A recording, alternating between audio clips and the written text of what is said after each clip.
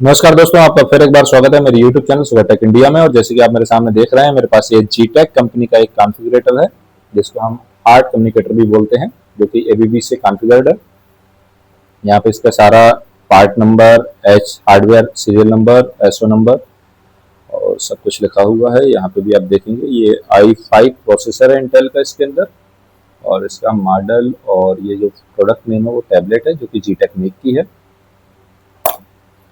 अभी मैं आपको इसको, हमारा एक ट्रांसमीटर है, इस ट्रांसमीटर के साथ कनेक्ट करके दिखाता हूँ। इसको कनेक्ट करने के लिए आपको सबसे पहले क्या करना पड़ेगा, एक 24 वोल्ट सप्लाई आपको लगानी पड़ेगी। 24 वोल्ट सप्लाई के साथ ये चूंकि पुराने मॉडल का ट्रांसमीटर है तो इसके लिए आपको एक 250 ओम का रेजिस्टेंस भी लगाना पड़ रहा है। तो आप यहाँ पे देखेंगे, मैं आपको कनेक्शन डिटेल्स है वो बता देता हूँ।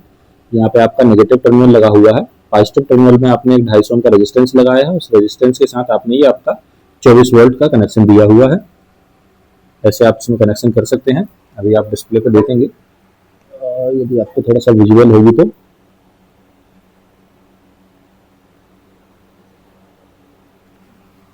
ये ABB का 2600T मॉडल है और जो कि 266D सीरियल नंबर के साथ आता है। अभी मैं हार्ड कम्युनिकेटर के साथ कनेक्ट करके आपको दिखाता हूँ। तो आप देखेंगे चालू करने के बाद इस पे इंटरफेस कुछ इस तरह का आता है। यहाँ पे आपकी जो एप्लीकेशन है, मेन एप्लीकेशन जैसे कि आप ट्रांसमीटर कनेक्ट करते हैं, वो है ABB फील्ड इंफॉर्मेशन करके। इसमें आप जब डबल क्लिक करेंगे तो ये ओपन हो जाएगा। ओपन होने के बाद आप देखेंगे कि यहाँ पे आपका जो 266T और 266 सीरीज वाला ABB ट्रांसमीटर है वो यहाँ पे नीचे शो हो रहा है। सॉरी दोस्तों, शायद कनेक्शन लॉस्ट हो गया है, एक मिनट जरा। हाँ सॉरी, मेरी अभी ये कनेक्टर हैं, इन कनेक्टर्स को मुझे लगाना पड़ेगा यहाँ पे। तो जैसे कि आप देख पा रहे हैं ये कनेक्ट हो चुका है और यहाँ पे मेरा जो ट्रांसमीटर है ये कनेक्शन लगाने के बाद यहाँ पे शो होने लगा है। और आप देखेंगे इसको, यहाँ पे पूरा डिवाइस की इंफॉर्मेशन दी हुई है। हार्ट प्रोटोकॉल इसका 5 है, वर्जन 5। और हमारा जो हार्ट कम्युनिकेटर है वो हार्ट प्रोटोकॉल 6.5 तक कंपेटेबल है। इसमें सारी डिटेल दी हुई है, क्लासिफिकेशन। प्रेशर है इसका, पैकेज डिवीजन 1.00.00 है। मैन्युफैक्चरर इस ट्रांसमीटर का ABB है। इसके पहले हमने जो ट्रांसमीटर कनेक्ट किया था इससे ट्रांस का P320 था जो कि सीमेंस मेक का था। और आपको इसकी डिवाइस सेटिंग पे जाने के लिए इन 3 डॉट पे क्लिक करना पड़ेगा।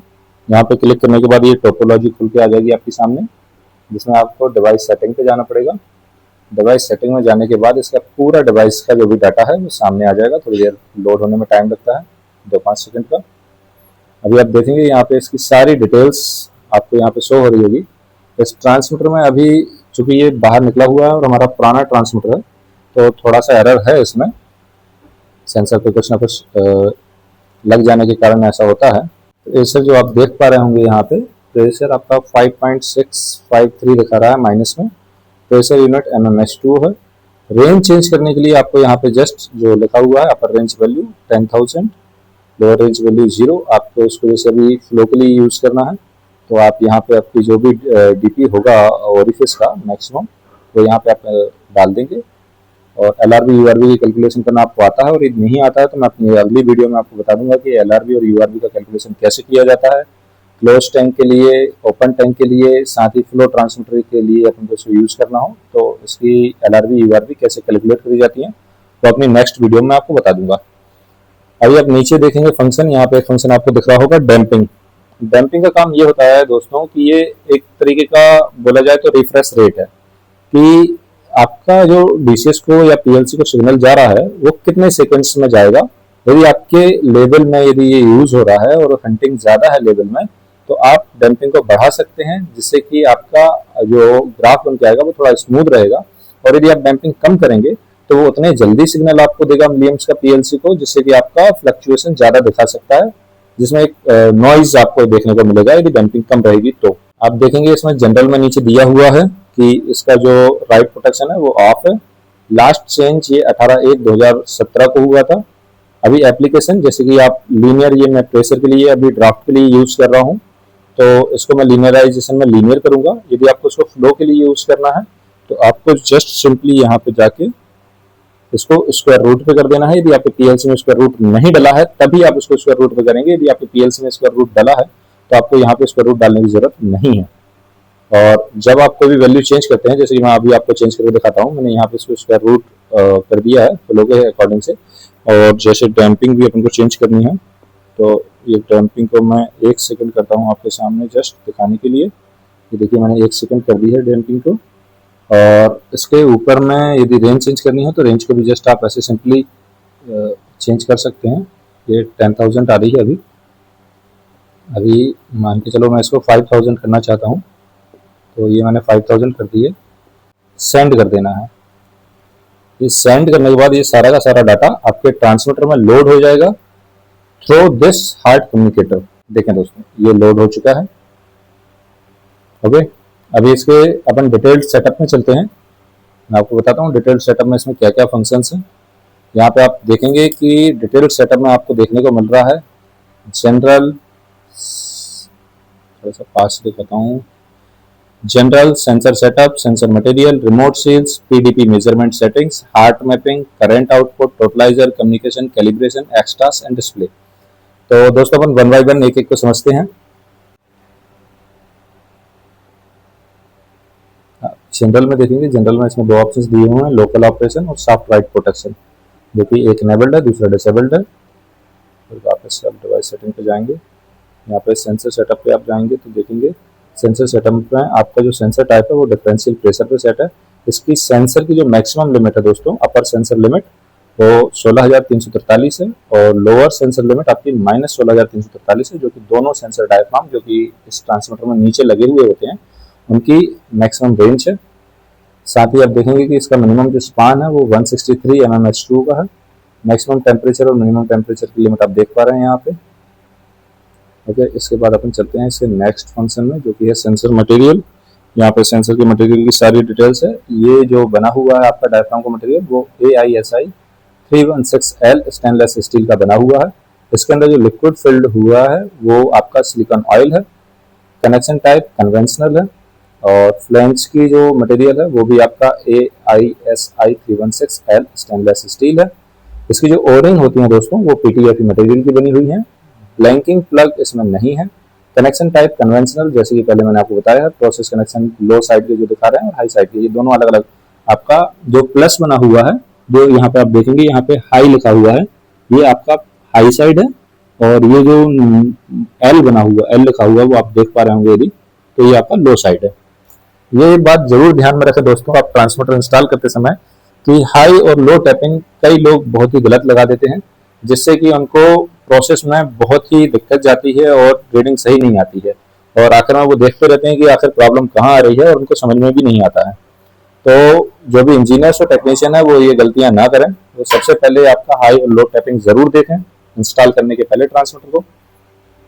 अभी हम चलते हैं नेक्स्ट, रिमोट सील। यहाँ पे चूंकि ये रिमोट सील नहीं है, आप देख पा रहे हैं ये नॉर्मल डीपी ट्रांसमीटर है, तो इसमें सारा वो नील है। इसके बाद आप जाएंगे, यहाँ पे आपका आएगा PDP मेजरमेंट सेटिंग, जिसमें आपका कंप्लीट सेटिंग्स जो है वो यहाँ पे दिख रहा है। जैसे मेजर्ड वैल्यू प्रेशर में है, लूप करंट 3.982 मिलियम्स दिखा रहा है और PV परसेंटेज चेंज जो आपका हो रहा है -0.113% है। यूनिट mmH2 68 डिग्री फ़ारेनहाइट पे। लोअर रेंज वैल्यू 0, अपर रेंज वैल्यू 5000, जो कि मैंने अभी जस्ट डाली थी आपको दिखाने के लिए।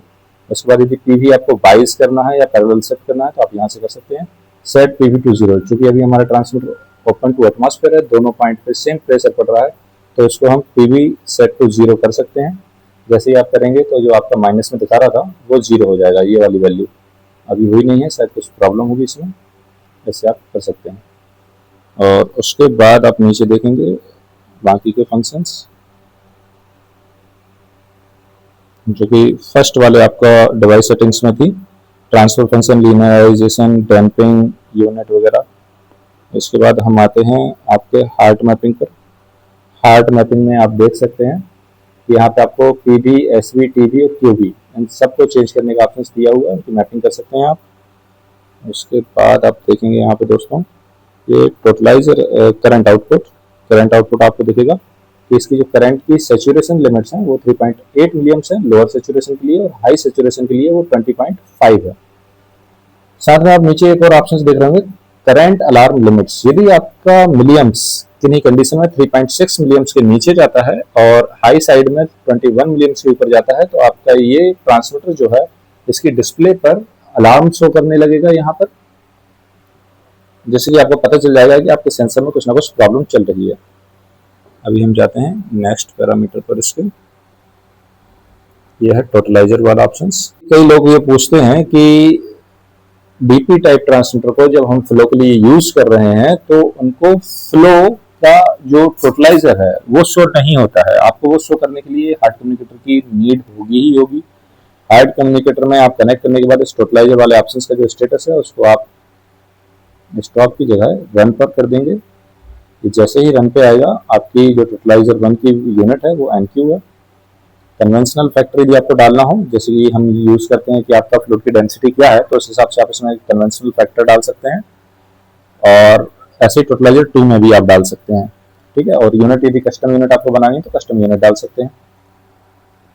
अभी हम चलते हैं नेक्स्ट ऑप्शंस पर। ये है यहाँ पे कम्युनिकेशन इसका कम्युनिकेशन के मोड 2 ही होते हैं, burst mode and burst command. उसके बाद यहाँ पे आप देखेंगे कैलिब्रेशन। प्रेशर सेंसर को कैलिब्रेट करना हो या स्टैटिक प्रेशर कैलिब्रेट करना हो, आपके पास यदि कैलिब्रेशन डिवाइस है तो आप यहाँ से कैलिब्रेशन कर सकते हैं इनका।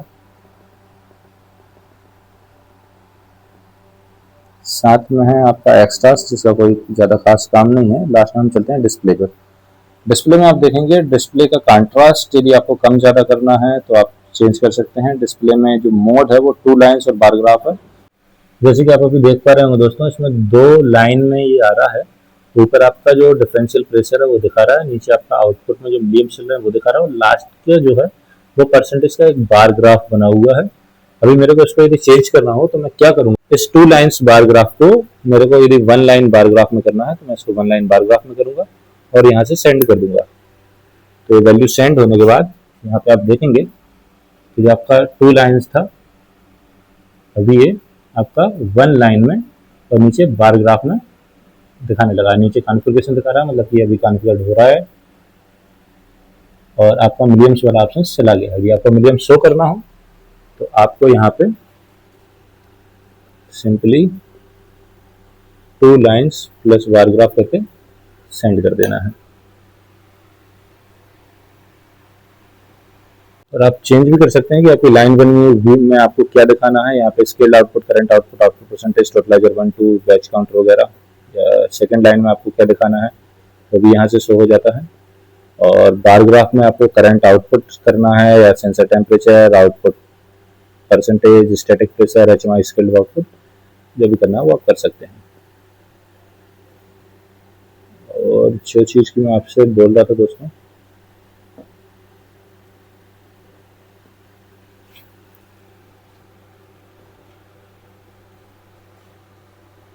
अब देखिए यहाँ पे क्या है, वो मैंने जो सेट PV to 0 किया था वो अभी जाके कॉन्फ़िगर्ड हुआ है, 0.8 पे आ गया है, जो कि पहले -3 या -5 के आसपास दिखा रहा था।